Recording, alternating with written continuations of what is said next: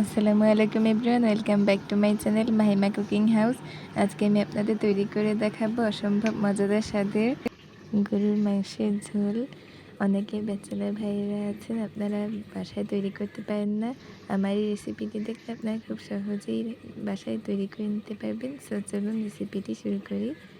প্রথমে আমি একটি কড়াইয়ে পরিমাণ মতো তেল, পেঁয়াজ কুচি এবং মরিচ ফালি করে দিয়ে পেঁয়াজটাকে একটু নরম হয়ে আসা পর্যন্ত একটু রান্না করে ভেজে নেব।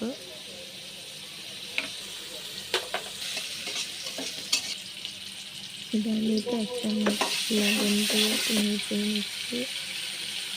এতে তেজপাতা, এতে করে হলুদের গুঁড়ো 1 চামচ দিয়ে একটু নেড়ে নিয়ে দিচ্ছিলাম 2 চামচ মরিচের গুঁড়ো,